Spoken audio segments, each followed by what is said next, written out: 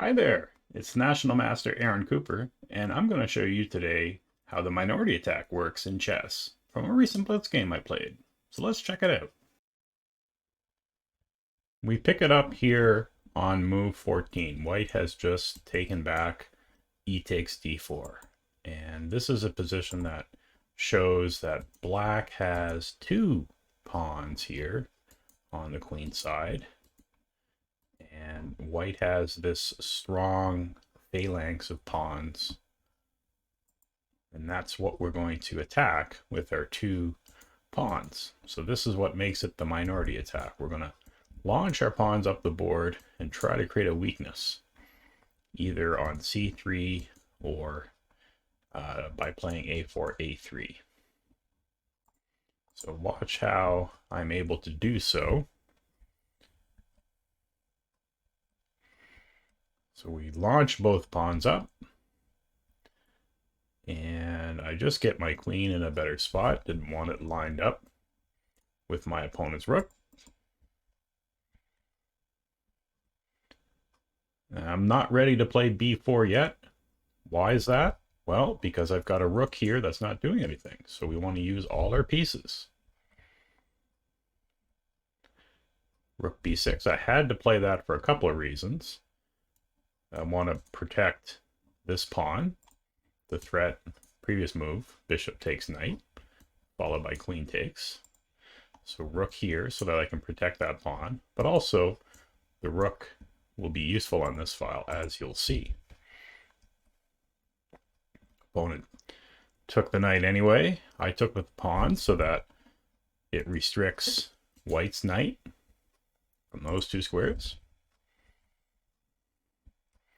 And there we go. We've got both rooks and the queen ready to rock and roll with the minority attack pawn storm.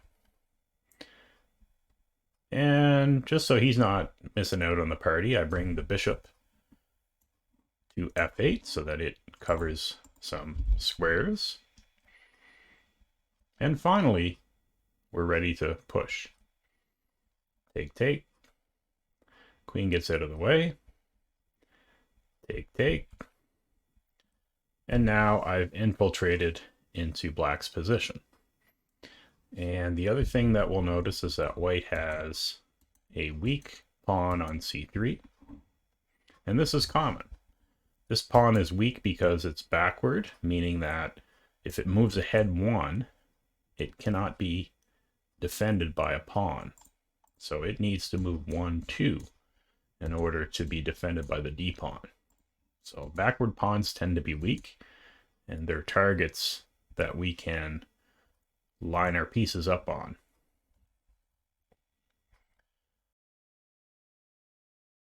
Now here I made a mistake and I went for the pawn, and I should have just built on my positional edge. Rook a8 is what I should have played. The queen has to come back. And then I get two really nice rooks on the 7th. And then I can follow that up with ideas either queen c6 attacking b3 pawn, maybe some queen b3 opportunities. But as it turns out in the game, I played this move, allowing my opponent to infiltrate, and my opponent didn't take advantage of my mistake, but that's actually a mistake. Rook e8 would have been very difficult to meet, followed by queen d6. But it was a blitz game, and it wound up being a draw. But the point of this was not to show you the result of the blitz game, but rather how to go about the minority attack. So in this position, I had a nice little edge. I hope you found that useful. So I'll do more of these types of videos, these concept videos in the future. So if you liked it, give me a like, subscribe to the channel, and please leave a comment too. I'd appreciate the feedback. So until next time, guys, happy chessing.